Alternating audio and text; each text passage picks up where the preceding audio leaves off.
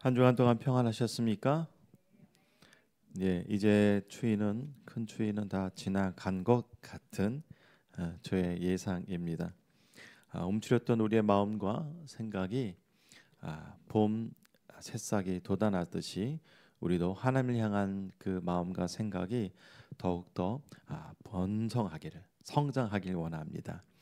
오늘 말씀은 베드로전서 3장 8절에서 12절까지의 말씀을 여러분과 함께 보기를 원합니다. 제가 갖고 있는 성경의 페이지 수로는 380페이지입니다. 성경책을 펴주시고 앞에 있는 자막을 통해서 나가는 그 글씨를 말씀을 읽는 것도 좋지만 여러분의 성경책을 펴서 여러분이 직접 여러분의 손으로 성경을 책장을 넘겨가며 함께 읽기를 원합니다. 당부의 말씀을 드립니다. 3장 8절의 말씀입니다. 마지막으로 말하노니 너희가 다 마음을 같이 하며 동정하며 형제를 사랑하며 불쌍히 여기며 겸손하며 악을 악으로 욕을 욕으로 갚지 말고 도리어 복을 빌라. 이를 위하여 너희가 부르심을 받았으니 이는 복을 이어받게 하려 하심이라. 그러므로 생명을 사랑하고 좋은 날 보기를 원하는 자는 혀를 금하여 악한 말을 그치며 그 입술로 거짓을 말하지 말고 악에서 떠나 선을 행하고 화평을 구하며 그것을 따르라. 주의 눈은 의인을 향하시고 그의 귀는 의인의 간구에 기울이시되 주의 얼굴은 악행하는 자들을 대하시느니라 하였느니라. 아멘. 주의 눈은 의인을 향하시고 라는 제목으로 함께 오늘 8절과 12절의 말씀을 함께 보길 원합니다. 오늘 여러분과 함께 보고 있는 이 제목은 지금 읽으신 12절의 말씀, 주의 눈은 의인을 향하시고 그의 귀는 의인의 간구에 기울이시되라는 이 말씀을 그 앞에 부분을 제목으로 정하여서 여러분과 함께 보길 원합니다. 여러분, 의인은 누구입니까? 오늘 베드로전서 3장 12절에서 주의 눈은 하나님의 눈은 의인들에게 향하신다라고 지금 말씀하고 있습니다. 우리는 엄밀히 말하면 우리 스스로가 의로워질 수가 없습니다. 우리는 우리의 힘과 노력과 선행이나 어떠한 뼈를 깎는 어떠한 고충을 겪고 그것을 넘어감으로 인하여서 우리는 의인이 될 수 없다는 것이 성경의 가르침이고 성경의 선언입니다. 쉽게 말하면 인간으로 태어난 이 땅 가운데 그 누구도 의인은 한 명도 없다. 그렇게 살았던 인물도 그렇고 지금도 그렇고 앞으로 그렇다라는 것이 성경의 가르침이고 성경의 명령입니다. 우리는 보통 어떤 기독교 내에서 또한 카톨릭 내에서 그 어떤 인물이 정말 그리스도인답게 살고 선행을 하고 구제를 하고 또한 때로는 다른 사람들을 위하여서 자신의 목숨을 내어준 그렇게 살았던 사람들을 대하여서 우리는 성인이라는 호칭을 사용하기도 합니다. 그러나 엄밀하게 말씀을 드리면 엄밀하게가 아니라 성경대로 말씀을 드리면 성경에는 그렇게 살았던 인물에게 대해서 성인이라고 붙여라 말하라 그렇게 불러야 된다고 말씀하는 바가 성경에는 그 어디에도 존재하지도 않습니다. 그 성인이라는 말조차도 인간이 만들어낸 말이라는 것입니다. 우리는 항상 우리의 신앙과 믿음의 근거와 그 방향성과 그 가르침은 어디를 근거로 해야 하느냐? 성경이라는 것입니다. 성경에 기록된 대로 우리는 살아야 하고 성경에 말씀하시는 그 명령대로 그 명령을 지켜야 한다는 것입니다. 그래서 오늘 말씀에 주의 눈은 의인을 향하시고 라는 이 말씀은 우리가 의인이기 때문에, 의인이 되었기 때문에 여호와 하나님의 눈이 그에게 향하신다라고 말하는 것이 아니라, 우리가 예수를 믿고 예수 그리스도의 발자취를 따라갈 때에 우리의 힘과 우리의 능력이 아닌 예수를 따라갈 때에 그 힘으로 말미암아 우리가 의인으로 불러주시는 겁니다. 칭의해 주신다는 것입니다. 그렇기 때문에 오늘 이 말씀은 8절과 12절에서 주고 있는 이 의인이 누구인지, 어떻게 살아가는 그 모습이 하나님께서, 여호와께서 그 하나님의 얼굴과 눈과 귀를 어떤 사람들에게 향하고 계시는지를 오늘 배우고자 합니다. 오늘 8절과 12절의 말씀에 마지막으로 말하노니 너희가 마음을 다 같이 하여, 이렇게 말씀이 시작되고 있습니다. 우리는 사실 베드로전서를 읽으면서 이러한 착각에 빠질 수 있습니다. 우리는 보통 말씀을 읽으면 이 말씀이 나한테 뭐라고 말씀해 주실까? 이 말씀이 내 삶에 어떠한 적용점을 주실까라고 성경 말씀을 보게 됩니다. 그러나 말씀을 읽고 내 삶에 적용하기 전에 이 베드로전서가 기록되어진 그 상황과 그 배경을 보게 됨으로 인해서 어떻게 보면 지금 이렇게 구구절절하게 성령에 감동되어져서 흩어진 나그네들에게 보내준 이 말씀이 어떻게 보면 내 삶을 삶과는 좀 동떨어진, 어떻게 보면 우리의 평온한 일상을 살고 있는 이 시대의 그리스도인들에게 주시는, 어떻게 보면 매우 예방적인 처방약과 같은 말씀이 될 것입니다.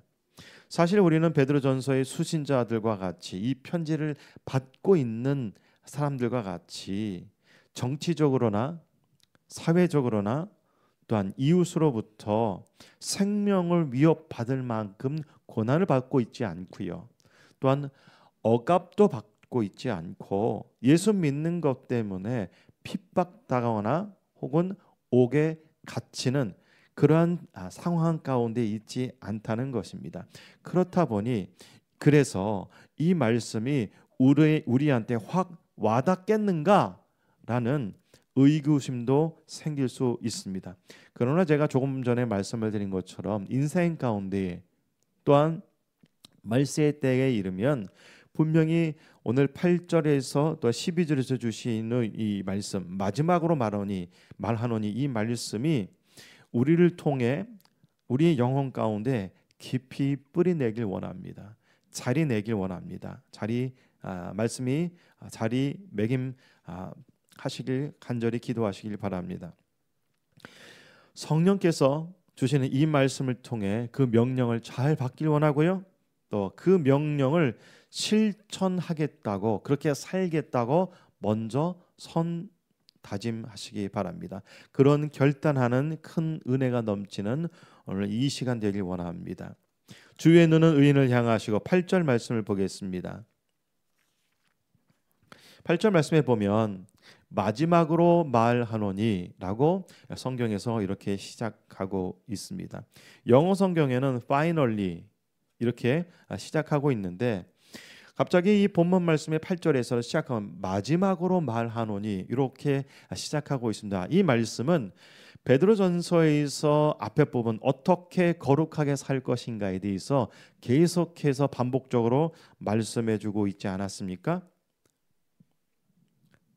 예수 믿는 사람이 정부에게, 종이 하인이 주인에게, 또 원치 않는 가운데 핍박당할 때에 거룩하라고 말씀하고 있으셨고, 또한 그 지난 시간에 말씀을 드렸던 거룩함의 시작이 되는 부부가 어떻게, 아내와 남편이, 남편과 아내가 어떻게 그 거룩한 공동체의 시작을 해야 하는지 말씀을 드렸고, 이제 베드로전서 3장 8절에서 마지막으로 말하노니라고 그 앞에서 했던 말과 오늘 이 주시는 3장 8절과 9절의 이 핵심적인 말씀을 주심을 통하여서 이제 베드로전서에서 성령께서는 그 말씀을 정리해 주고 계십니다.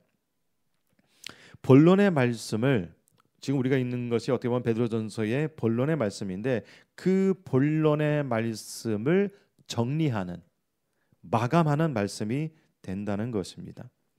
여러분 그리스도인들은 예수를 믿었다는 믿고 예수의 사람이 되었다는 것뿐만 아니라 예수를 믿는 공동체의 일원이 되었다고 제가 누누이 어떻게 보면 작년부터 계속해서 말씀을 드리고 있습니다. 그래서 예수를 믿는다는 것은 예수 믿고 구원받은 사람이 되었다는 그런 소극적인 표현보다도 더 적극적으로는 예수를 믿게 된 공동체의 또 다른 한 일원이 되었다라고 생각과 마음을 빨리 바꾸시기 바랍니다. 오늘 이 8절에서 보면 그리스도인들은 한 공동체의 일원으로서 특별히 예수를 믿게 된 사람들끼리 어떻게 살아야 하는지 어떻게 보면 5가지의 요소로 이렇게 말씀하고 있습니다. 첫 번째로는 너희가 다 마음을 같이 하라고 말씀하고 있습니다. 여러분 마음을 같이 한다는 것이 영어로 표현하면 어떻게 보면 하모니와도 같죠. 이 하모니라는 뜻은 각 개체의 개별성은 인정되어지되 그것이 하나의 하모니를 이루어진 마치 오케스트라의 악기의 소리처럼 하나를 이루어라고 지금 명령하고 있습니다. 이 마음을 같이 한다는 것은 동일한 한 의견을 이룬다는 것보다도 조화와 균형을 이루어야 한다고 지금 말씀하고 있습니다. 현대 교회는 참 개별성을 요구하고 있고 또 그렇게 신앙생활하는 것이 교인이 된다고 지금 착각하고 있습니다. 좀 다르게 표현하면 여러분 교회 다닌다는 것은 예수를 믿는다는 것은 공동체의 그 일원이 되기 위하여서 계속해서 생각을 바꾸고 부지런히 노력해야 한다는 것입니다. 그래서 고난과 핍박과 어려운 가운데 있는 그 흩어진 나그네들에게 이제 베드로전서에서 성령께서는 베드로를 통하여서 마음을 같이 하라고 지금 말씀하고 있습니다. 여러분 마음이 같이 하나가 될 수 있을까요? 성령의 힘으로만 될 수 있습니다. 여러분 그리스도인이라는 것은 누구의 지배를 받고 있는 사람입니까? 내 마음입니까? 내 생각입니까? 성령의 지배를 받는 사람이 바로 그리스도인이라는 것입니다. 그렇기 때문에 마음을 같이 할 수 있다는 것입니다. 더 이단들도 다른 타 종교에서도 보면 이 마음을 같이 하기 위해서 얼마나 부단히 노력하고 힘을 씁니까? 하지만 거기에는 예수가 없기 때문에 성령이 없기 때문에 생명이 없을 뿐만 아니라 그 모임과 그 하나됨은 사실은 인간적인 육체적인 하나이라는 것입니다. 자, 두 번째로 이제 말합니다. 동정하라라고 지금 말씀하고 있습니다. 동정하라고 되어 성경에서 우리가 지금 읽고 있는데 예전 성경에는 체휼하라라고 이렇게 기록되어져 있습니다. 여러분 동정한다는 것은 이 시대에 참 맞지 않는 표현이죠. 동정이라는 말 들어보셨어요? 주변에 최근에 잘 쓰지 않는 단어예요.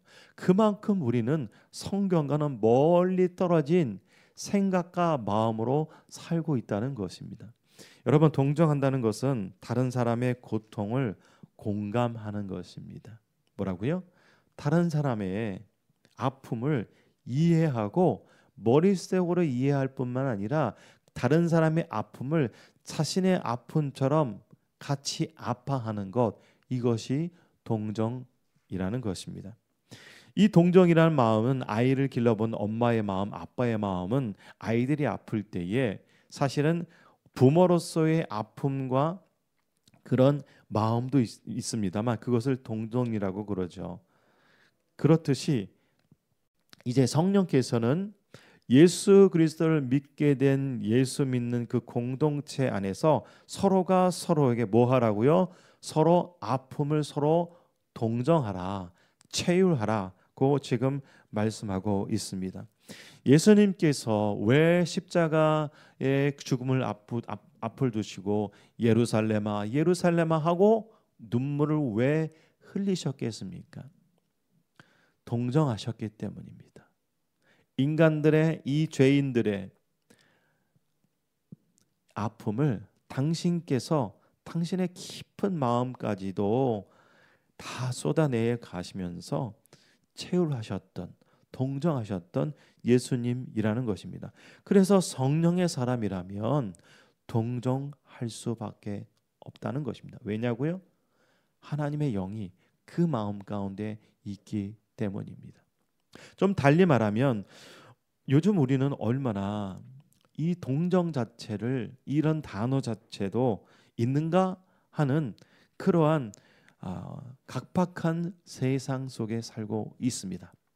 그러나 우리가 예수를 믿게 된 우리 공동체 안에서 동정하라고 말씀하셨으니 우리는 서로의 고통을 공감하고 자신의 아픔처럼 다른 사람의 아픔을 이해하고 서로 아파하는 그러한 그리스도 공동체가 되길 원합니다. 그다음에 형제를 사랑하라고 지금 말씀하고 있습니다. 여러분, 초대교회는 여러 신분층의 사람들이 함께 신앙생활하였습니다. 물론 우리처럼 어떤 교회 건물이 있어서 때가 되면 그곳에 함께 모여서 예배드리는 형식은 아니었습니다만 각 가정에서 혹은 회당에서 사람들이, 예수 믿는 사람들이 모이게 되었는데 여러 층의 사람들이, 주인이 하인이, 또한 어떻게 보면 가정에서나 사회적으로 나약한, 정치적으로 힘을 낼 수 없는 여성들이 함께 공동체를 이루어서 신앙생활을 하였던 초대교회의 모습입니다. 이들을 향하여서 왜 특별히 형제를 사랑하라고 말씀하셨느냐? 형제라는 것은 동격의 의미가 있습니다. 또 형제라는 것은, 여러분, 사랑이라는 것은요, 같은 선상에서 대할 때 서로가 서로를 사랑할 수가 있다는 것입니다. 그래서 형제를 사랑하라고 하라는 말씀은 교회 안에서, 공동체 안에서 격을 나누지 말라고 말씀하고 있다는 것입니다. 여담으로 말씀드리면 어느 정도 사이즈가 되는 교회에서는 들어오는 차의 크기에 따라서 사람들이 모이고, 좋아하는 취미에 따라서 사람들이 모이고, 좋아하는 성격에 따라서 사람들이 모인다고 합니다. 이는 기독교적이지 않습니다. 오늘 말씀대로 말하면 성경에 말씀하고 계시는 명령이 아니라는 것입니다. 이 부분은 우리는 깨달았으니까 교회 안에서, 또한 공동체 안에서 자신의 신분과 자신의 사회적 역할을 교회 안에서 다 내려놓고 한 성령이요, 한 마음이요, 한 형제임을 실천하는 저와 여러분이 되었으면 좋겠습니다. 그다음에 불쌍히 여겨라고 말씀하고 있습니다. 불쌍히 여겨라. 사실은 이 불쌍히 여긴다는 것은 내가 누구를 불쌍히 여겨야 할지 그 마음조차 있는지 없는지를 여러분 이 말씀을 통해서 되돌아보시기 바랍니다. 우리는요, 사실은 불쌍한 자였습니다. 왜냐하면 예수를 알지 못하고 세상 가운데에 죄와 더불어 살았던 불쌍한 존재였다는 것입니다. 그러나 우리는 예수 그리스도를 통하여서 이 불쌍한 존재가 용서받은 존재가 되었습니다. 좀 달리 표현하면 우리는 각자의 삶과 어떤 라이프 스타일은 다 다를지라도 예수님께서 용서해 주신 그 같은 용서의 사랑을 받은 그리스도인이라는 것입니다. 예수 그리스도의 보혈로 구원받은 사람이기 때문에 그 구원받은 그 은혜의 감격으로 다른 사람들을 긍휼히 여길 수 있는, 불쌍히 여겨야 하는 그 사실을 오늘 성령께서 말씀하고 있습니다. 마지막입니다. 겸손하라고 말씀하고 있습니다. 여러분, 겸손은 예수님의 삶을 통해서 보여주신 가장 대표적인 단어입니다. 하나님의 신분의 그 하늘의 왕께서 사람이 되셨습니다. 이 얼마나 겸손하신 모습입니까?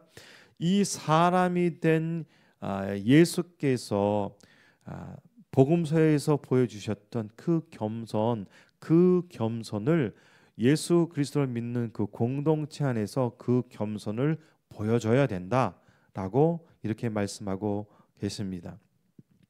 자, 9절의 말씀 보겠습니다. 이제 9절의 말씀은 사회 속에서 어떻게 살아야 되는가를 말씀하고 있습니다. 8절은 교회 공동체 안에서 그리스도인이 어떻게 살아야 하는지를 말씀하시는 내용이었고요.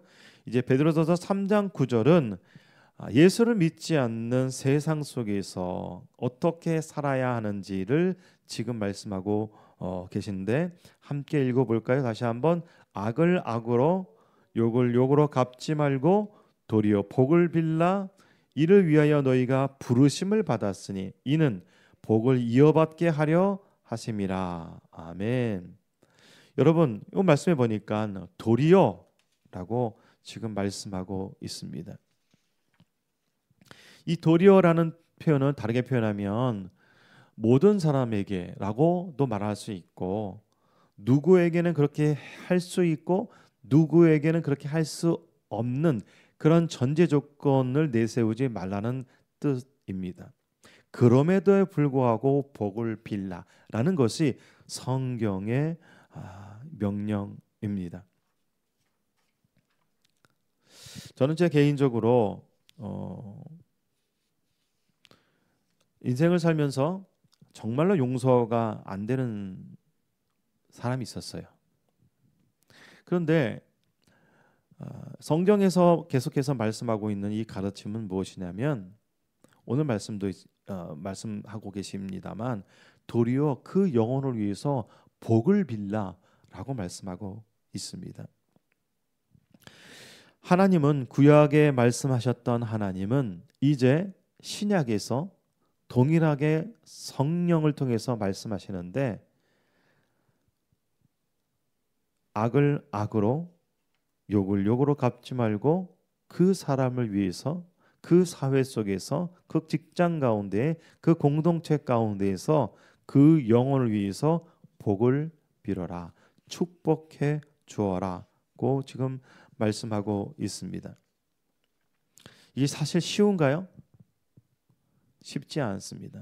이런 경험이 있으신 분은 제가 무슨 말을 하는지 어떻게 보면 잘 이해하실 수 있을 것입니다. 그런데 어려워도 내 인격이 그것을 반항할 정도로 싫어하더라도 성경의 가르침은 그를 위해서 도리어 그럼에도 불구하고 복을 빌라, 축복해야 한다라고 지금 말씀하고 있습니다. 성령께서는 자기 자신에게 악하게 행동하는 사람에게, 자기 자신에게 피해를 준 사람에게 대해서 오히려 복을 빌라고 말씀하고 있습니다. 하나님은 때로는 우리 인간에게, 우리 사람인지라, 인지상정인지라 그 정도는 꾹 참고 있으면 된다, 아니면 그쯤이면 될 거야 라고 말씀하지 않고요, 오히려 적극적으로 너를 괴롭히게 한 사람을 향하여서 복받으라고 축복해야 한다고 명령하십니다. 여러분, 여러분의 인생 가운데 혹은 앞으로도 이 말씀을 잊지 않기를 바랍니다. 때로는 내 생각과 내 의지와 내 어떤 심연의 그 인간적인 그 자아가 그를 용서하지 못할지라도 무릎 꿇고 기도하시기 바랍니다. 저는 그런 경험이 조금 있었습니다. 근데 제 개인적인 경험으로 용서가 안 되더라고요. 그래도 기도했습니다. 그랬더니 마음으로 눌렀던 그 사람을 향한 증오와 그런 어려움들이 그를 축복하니까 오히려 제 자신이 변화된다는 것을 느낄 수가 있었습니다. 여러분, 성경의 명령은, 하나님의 명령은 이 시대에도 동일합니다. 악을 악으로, 욕을 욕으로 갚지 말라라고 지금 말씀하고 있습니다. 이 세상은 사실은 악을 악으로 덮는 것이 쉬운 일이고, 욕하는 사람에게 되려 더 큰 욕을 하는 것이 이 시대의 세태이라는 것입니다.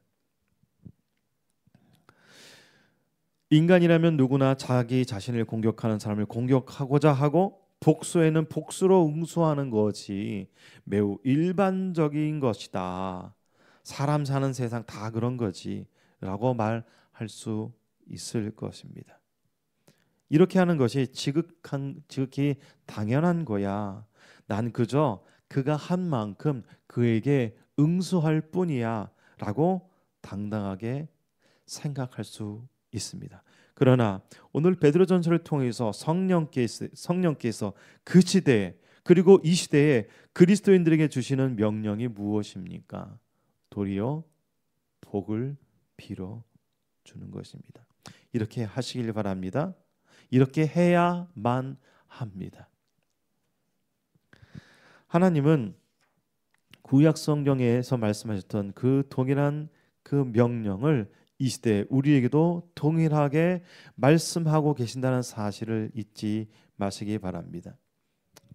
여러 말씀 가운데 잠언 24장 29절에 보니까 너는 그가 내게 행함과 같이 나도 그에게 행하여 그가 행한 대로 그 사람에게 갚겠다 말하지 말라라고 잠언 24장 29절에서 말씀하셨습니다. 신명기 32장 35절에 보면 그들이 실족할 때에 그때 내가 보복하리라. 그들이 환난 날이 가까우니 그들에게 닥칠 그 일이 속히 올지어다. 이렇게 말하지 말라고 지금 말씀하고 있습니다. 여러분, 오늘 말씀의 제목이 무엇이었습니까? 제목을 다시 한번 보여주시겠습니까?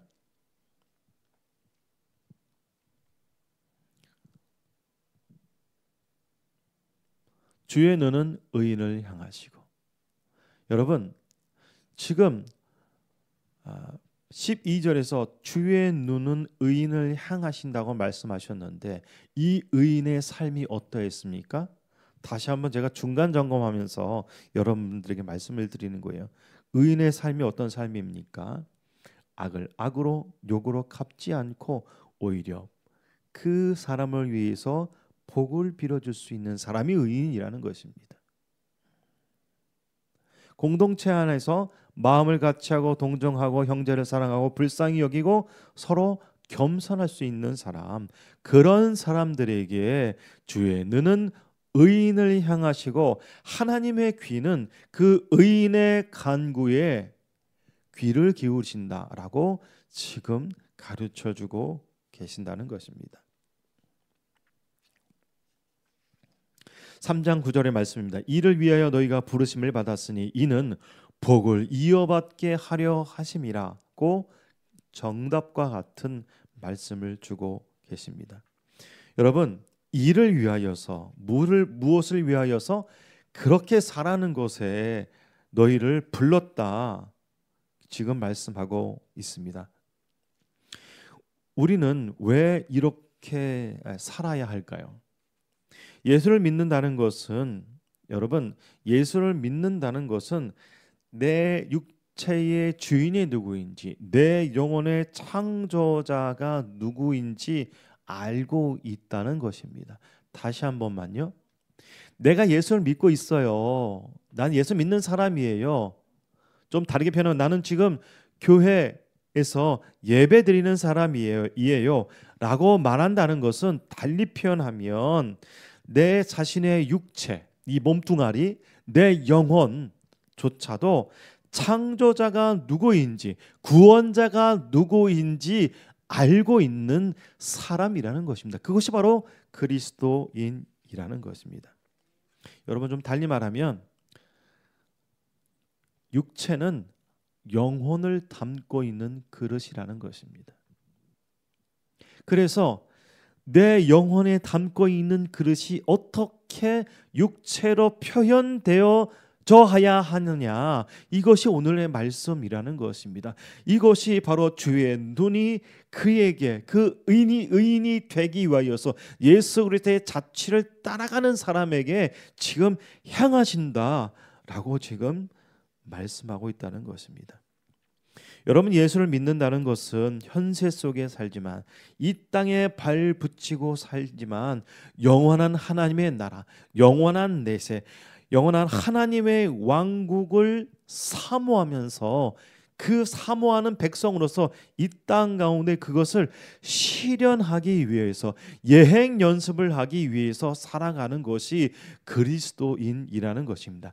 이 사상은, 이 정신은, 이 명령은 구약이나 예수님께서 보여주셨던 마태복음 5장, 6장, 7장에서 가르쳐 주셨던 그 산상수훈의 말씀이나 지금 베드로전서에서 알려주고 계신 흩어진 나그네, 특별히 고난과 핍박과 어려움과 살해의 위협까지 있는 그들에게도 지금 뭐라고 말씀하시느냐 하면, 너 예수 믿는 사람이라면 예수 믿는 그 자취를 따라가라. 예수님께서 보여주셨던 그 겸손함을 네 삶 가운데 보여줘라. 영혼을 담고 있는 너의 육체를 통하여서 너의 영혼을 지금 지배하고 계신 성령님을 보여줘라고 지금 말씀하고 있다는 것입니다. 오늘 말씀해 보니까 이 복을 이어받게 하려 하심이라고 지금 말씀하고 있습니다. 여러분, 복이 무엇입니까? 우리는 복 받길 참 좋아하죠. 조금 제가 좀 달리 표현하면, 오늘 성경의 말씀을 통해서 내 영혼 가운데 어떤 복을 주을 것인가, 우리는 그렇게 기대하며 성경을 봅니다. 여러분, 진정한 복은 이 땅에 있지 않습니다. 빨리 깨닫길 바랍니다. 다시 한 번만요. 진정한 복은 이 땅 가운데에 없고 하나님의 나라에서 최종적으로 맛보게 될 것입니다. 이 내세의 상급이 무엇인지 성경에서는 구체적으로 말씀하고 계시지 않지만, 여러분, 중요한 것은 이 상급은 분명히 주어진다라는 것입니다. 그렇다 보니 그리스도인들은 이 세상에서 하나님이 나를 이렇게 힘들게 하고 어렵게 하고 그렇게 하는 어떤 그 사람을 위하여서, 그 어떤 그 누군가를 위해서 복수를 해 주시기를 바라거나 혹은 초조해하거나 때로는 실망할 필요가 없다는 것입니다. 3장 10절의 말씀입니다.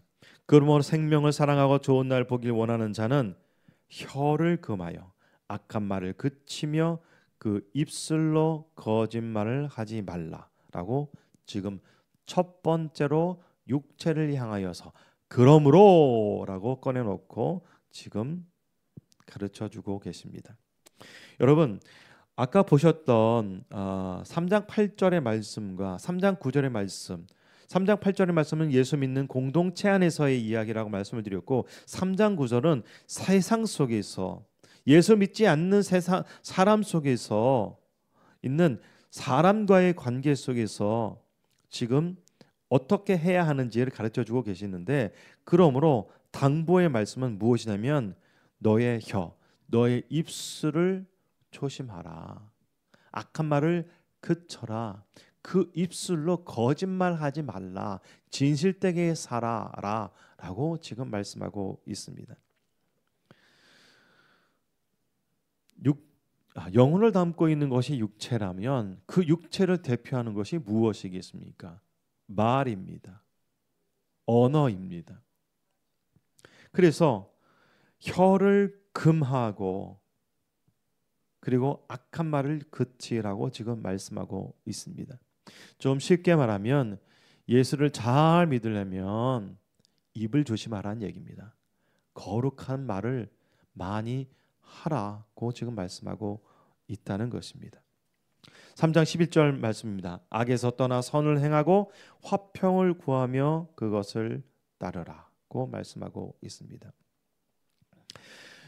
여러분, 저는 가끔씩 이런 저만의 그 오류에 빠지기도 합니다. 성경의 말씀이 그대로 읽혀질 때에 그것이 더 능력이 되어지고 그것이 더 큰 성령님의 그 말씀을 듣는 방법인데, 아니 굳이 각 구절을 읽고 해석하고 그 배경을 설명할 필요가 있는가라는 그러한 착각에 빠지기도 합니다.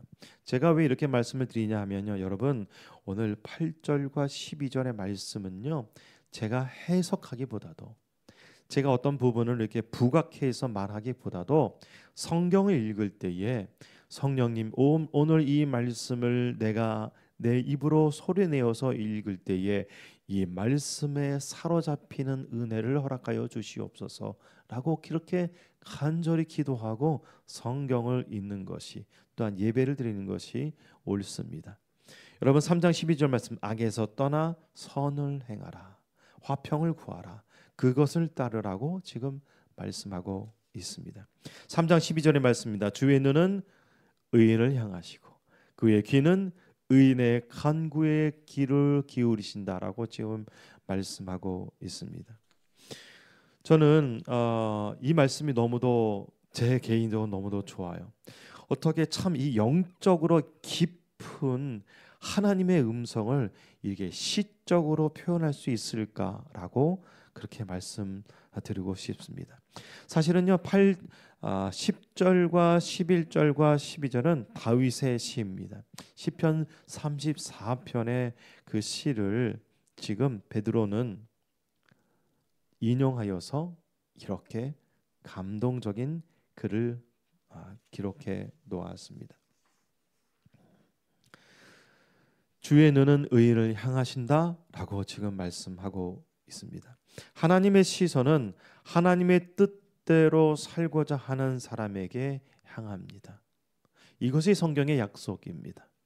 좀 달리 표현하자면 하나님의 시선은 하나님의 뜻대로 살고자 하는, 그렇게 발버둥치는 사람에게로 향하신다는 것입니다. 그래서 악을 악으로 갚지 말고 욕을 욕으로 갚지 말고 그를 위하여서 오히려 도리어 복을 빌어주는 사람, 그런 사람들에게 하나님의 눈은, 하나님의 시선은, 하나님의 귀는 들어주시고 그 기도에 응답해 주신다는 그런 영적인 원리, 영적인 가르침이라는 것입니다.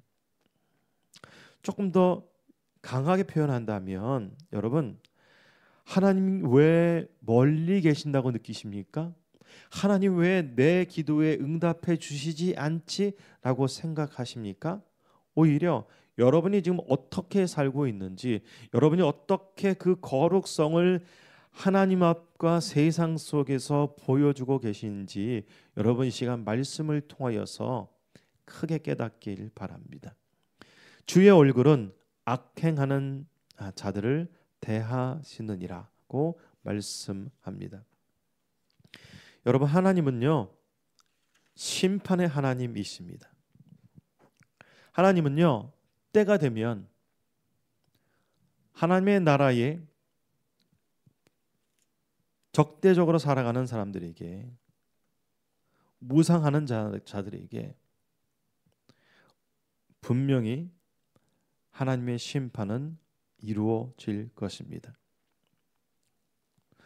우리는 우리 자체가 의롭지 못하지만 성령을 힘입어 그리스도의 발자취를 따르는 자입니다.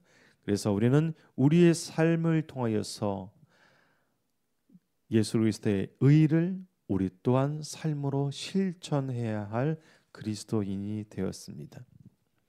오늘 8절과 12절의 말씀뿐만 아니라 예배가 끝나면 13절과 22절까지의 말씀을 읽음으로 통하여서 예수님께서 어떻게 우리를 위하여서 욕을 욕으로 갚지 않고 악을 악으로 갚지 않고 오히려 그들을 위해서 복을 빌어 주실 뿐만 아니라 어떻게 자신의 목숨을 내어 주셨는지 18절, 19절, 20절, 21절 그리고 22절의 말씀을 읽고 그리고 그 말씀에 감동되어지기를 원합니다.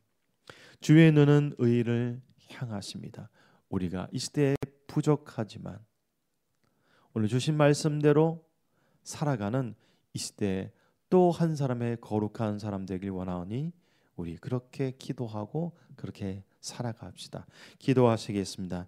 살아계신 아버지 하나님, 오늘도 3장 8절의 말씀처럼 마지막으로 말하노니 라고 시작된 이 말씀이 우리에게도 주셨습니다. 하나님의 눈은, 하나님의 귀는 하나님의 뜻대로 살아가는 자들에게 함께하여 주시고 또한 하나님의 뜻대로 간구하는 자에게 그 응답해 주신다고 말씀하여 주셨습니다. 오늘 말씀을 통하여서 이 땅의 삶 가운데 오늘 우리의 하루의 삶 가운데에 우리가 어떠한 목표를 두고 어떠한 방식을 통하여서 살아가고 있는지 반성케 하는 말씀이었고 또한 다시 한번 거룩함으로 다짐케 하는 말씀이 되었습니다. 성령님, 주의 말씀대로 살아갈 수 있게 도와주시옵소서. 예수 그리스도의 발자취를 따라갈 수 있게 도와주시옵소서. 우리의 삶을 통하여서 예수 그리스도의 향기를 드러내는 예수 그리스도의 그 거룩함을 우리의 삶으로 실천한 사람 되길 원하오니 주여 우리에게 힘과 능력을 더하여 주시옵소서. 우리의 구원자 되신 주 예수 그리스도의 이름으로 감사하며 기도드립니다. 아멘.